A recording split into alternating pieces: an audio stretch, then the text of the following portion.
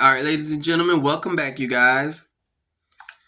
You guys, also, by the way, this year coming up, oh my gosh, I'm going to take you guys so deep into you guys ain't going to know what hit you. What y'all thought that we had to hit the first quarter? We just now starting the first quarter, okay? This was the app. I was giving you guys the appetizer before the entree comes out, okay? I'm gonna take you guys on adventures with me, and it's gonna be a whole heap of a lot of shit. We gonna be covering narcissism. We gonna be listening to some music, some new tunes out for you guys, and I'm taking you guys on different adventures with me when I go different places. I've always told you guys I was gonna do that, and I always never do that shit. Like I got to really start doing that. You know what I'm saying? But you guys gotta think about it. If I'm going out to a public place and I'm holding the camera like this, it comes off a little creepy to people, you know what I'm saying? But who gives a damn what people think, right? We don't care. Okay.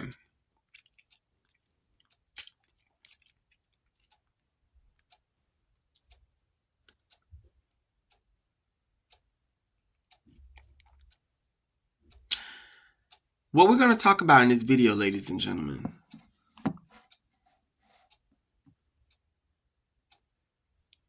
I'm going to tell you guys right now, for some viewers, it could be very, very disturbing.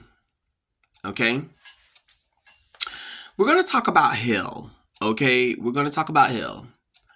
And you guys know hell, of course, the place called the Sheol, or whatever you want to call it, a place of the damned, a place where it exists. Okay? There's a heaven, there's a hell. And ladies and gentlemen, as much as I talk about these evil people on my YouTube channel, we all know that once they kick the bucket, when God set his judgment, which we don't know what his judgment is, but we do know that somewhere in our minds that they will inherit, some of them, they will go to hell. Right, ladies and gentlemen? There's been times I've had a narcissist cornered, okay, in conversation. And I was able to explain to them different things about hell. Now, I myself have experienced hell in my mind. I feel like through, I want to say dreams, but it was like sleep paralysis and astral projecting, I guess you would call it. Because I would be sitting in my living room, and I'll never forget, all of a sudden, before you know it, I knew I was sitting in my living room, but I was falling. I was falling so damn fast. It was like I was on a roller coaster. And it just, everything was just so dark going. Like, it was like, you never get a really clear view of you falling, but you just know these ghastly beings and everything. You can hear the voices, but you can never see the faces, and it's smoke, and it's just going that you're just going down so far and so fast. And then I would always remember that, well, if I am sleep on my couch, I did sleep with my Bible behind my back, right? Or I'm laying on my Bible, or I'm sitting on my Bible. And just the thought of me knowing and remembering that I have my Bible under me or behind me, I would just stop in midair and just be floating. And then when I think about Jesus, all of a sudden it's like I'm going higher. And I'm telling you, ladies and gentlemen, it was like one time it was like I was going through the roof of my apartment. And I'm talking about, like, I'm not going to say you could see a light, but it was like I was floating, because the good thoughts it's like the good thoughts are high vibrational and they bring you up. Ladies and gentlemen, I've also experienced um being shifted, going in different, moving with different energies in different directions, I would say, when I would smoke weed, right? This was way back when I was younger. Also, I would say within the last year and a half, I had took a gummy from a friend. I think it was last year, earlier last year.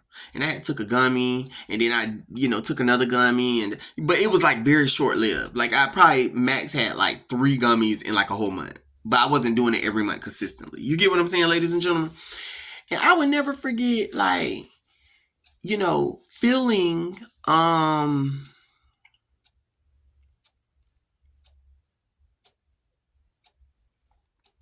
when I think of the devil, I feel like I'm falling. When I think of God, it's like my high beat. It's like you're high, but you move like I'm going. It's like I'm rising. I just noticed that. It feels like when you think of God, you think of Jesus, you think you're rising. When you think of the devil and all the sinful things, it's like you're falling. It's so weird. I don't know why, but it happens like that. Seriously.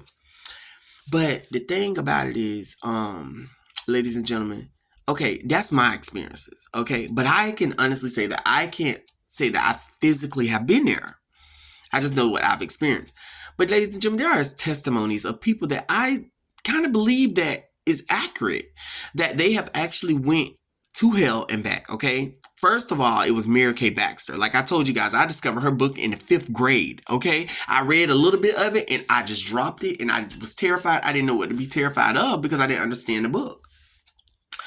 I never went back to the book until I got in high school because I kept seeing this book at my mom's house. Like, first it was at her apartment when we were growing up, and then when she moved into a brand new house in the suburbs with my stepfather, I went into the garage one year, my high school year, and I seen the book on the shelf, and this time I decided to read it. Very interesting, ladies and gentlemen. She says that she was there for what, 30 days, 30 nights, or whatever. She breaks down hell into different sections. She says that hell is shaped like a woman. It's in the center of the earth. There's different parts to hell. There's the left arm, the right arm. There's the body of hell, the heart of hell. But it's literally not a building, but a big place. Vast and miles expanded with people that are dying here on earth that are being casted right into this place. I mean, in her book, she describes what you guys can read for free on spiritlessons.org. Spiritlessons.org, you can read a lot of the hell testimonies and heaven testimonies for free, especially Mary Kay Baxter's. You can also go on YouTube and look at her videos, okay? You know, I believe this lady. You know, I mean, I felt like, what would she have to gain off of it? Even if you're on, you're on cause she's big, but she's, for publishing this book, but she's also like a traveler. Like you see her actually go from place to place. And there's been times she's mentally broke the hell down off of this experience that she had, that she's delivering to us and allowing us to know how she went into hell. Okay. I can only tell you guys different things because, we have to talk quick here or whatever, but I can only tell you guys different things or snippets of what she experienced in hell. She talks about how she experienced gays being cast into a river that was a bloody river that was flowing at 60, 70 miles per hour, in bones, burning in fire, lovers of their own flesh, written in fires. She talks about how she could see demons, demonic energies, demons coming out of the pits of hell, going into earth, telling conversating with each other, saying, come on, we have to break up many happy families. We have to cause a lot of sickness. We have to kill people. You know what I'm saying? Just the things that go on right now to this day. She talks about how she's seen just different things. She says she's seen a demon the size of a school bus. It was in the shape of a snake. Different spiders, gigantic, the size of cars.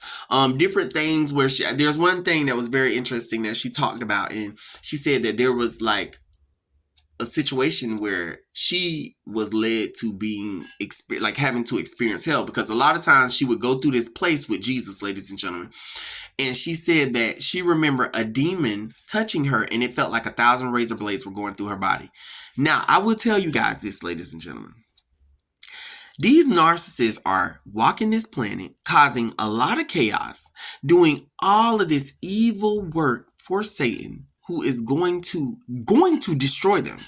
Going to look them in their face, say, well done, servant, ha ha ha, now you'll be cast into the flames. I hate you much as I hate Christians and things like that, okay?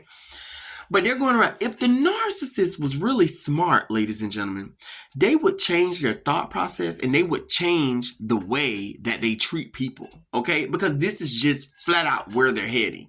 But right now, they just don't care. But when they're actually there and they're experiencing this pain and they're going through, non-stop pain, ladies and gentlemen. These people have talked about how you can't breathe in hell. Bill Weiss, that's another one. Bill Weiss, you guys look him up.